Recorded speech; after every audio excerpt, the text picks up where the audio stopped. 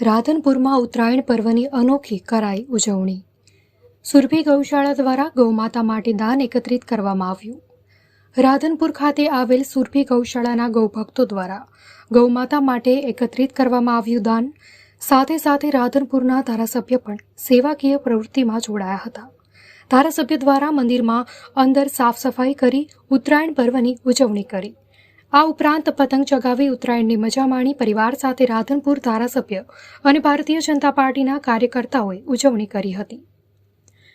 રાધનપુર ખાતે આવેલ સુરભી ગૌશાળા અને રામ સેવા સમિતિના સ્વયંસેવકો દ્વારા રાધનપુર હાઈવે 4 રસ્તા ઉપર અને અલગ અલગ જગ્યાએથી ગૌમાતા માટે દાનના પવિત્ર દિવસ એટલે ઉત્તરાયણના પાવન પર્વ દિવસે દાન ભેગું કરવામાં આવ્યું। સુરભી ગૌશાળા સાથે સંકળાયેલા ગૌભક્તો અને વેપારીઓ દ્વારા ઉત્તરાયણની ઉજવણી પતંગ ચગાવીને નહીં પરંતુ ગૌમાતાના સેવાર્થે ઉજવણી કરવામાં આવી। ઉત્તરાયણ પર્વની અનોખી ઉજવણીમાં ગૌમાતા માટે દાન એકત્ર કરાયું। સાથે સાથે પક્ષી બચાવો અભિયાન અને અન્ય સેવાકીય પ્રવૃત્તિઓ કરવામાં આવી હતી। જે પ્રવૃત્તિઓમાં પપ્પુભાઈ માનસી, સુનિલભાઈ માનસી, કુલદીપસિંહ દરબાર, પ્રકાશભાઈ દક્ષિણી, લાલાભાઈ લાટી, પ્રતાપભાઈ સહિતના મહાનુભાવોની ઉપસ્થિતિમાં ચકલીના માળાનું પણ વિતરણ કરવામાં આવ્યું હતું। અનિલ રામાનુજ, રાધનપુર। ખૂબ જ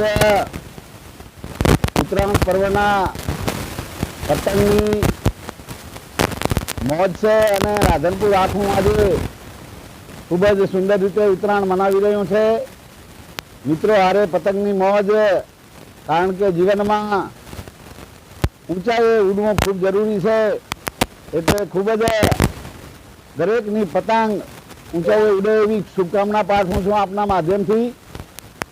સાથે સાથે જે અમારા રામલલા આપણા દરેકના જે 500 વર્ષ પૂર્વનો પ્રશ્ન હતો એ આપણા લાડીલા વડાપ્રધાન મોદી સાહેબે 22 તારીખે રામલલ્લાની પ્રાણ પ્રતિષ્ઠા થવાની છે, એટલે અમારા આખા રાધનપુર ને પાટણ જિલ્લામાં ખૂબ જ દરેક સમાજના લોકો ઉત્સાહ મનાવી રહ્યા છે અને રાધનપુર આખું રંગીલું રાધનપુર બની ગયું છે। અત્યારથી જ રાધનપુરને સોળે કળાએ ખીલવ્યું છે અને જેમ રામચંદ્ર ભગવાન 14 વર્ષ વનવાસ વેઠીને અયોધ્યા આવ્યા હતા એમ દિવાળી મનાવી હતી, એમ હું પણ આપના માધ્યમથી ઘરો ઘરે અહીંયા 22 તારીખે એ દીવડા પ્રગટે અને દિવાળી મનાવે અને રામચંદ્ર ભગવાનની જે પ્રાણ પ્રતિષ્ઠા થવાની છે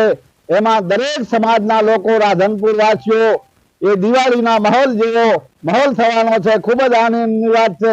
જય જય મકર સંક્રાંતિ એટલે દાનનો મહિમા અને પશુ પક્ષીઓની સેવા કરવાનો મહિમા, એટલે આજના દિવસે રામ સેવા સમિતિ, સુરભી ગૌશાળા, ખોડાઢોર, પાંજરાપોળ ત્રણેય મળી અને પશુ પક્ષીઓની સેવા, ઘાયલ પક્ષીઓ માટે હોસ્પિટલ અને પક્ષીઓ માટે માળા, પક્ષીઓ માટે ચકલી ઘર, કૂતરાઓ માટે ચાટ અને બધી અલગ અલગ જાતની બધી વિતરણ વ્યવસ્થા ગોઠવેલ છે। અને સાથે આની આજના દિવસે જેટલા પણ પશુઓ ઘાયલ થઈને આવશે એની સંપૂર્ણ આજથી 10-15 દિવસ સુધી એની સંભાળ કરીશું અને આ સેવાનો કાર્યક્રમ અવિરત ચાલુ જ રહેશે। શ્રીરામ સેવા સમિતિ 24 કલાક 12 માસ ચાલુ જ હોય છે। આ તો આજના દિવસે અમે સ્ટોલ કરીને બેઠા છીએ, અમારે ત્યાં 12 માસ બધું વિતરણ જય ગોપાલ।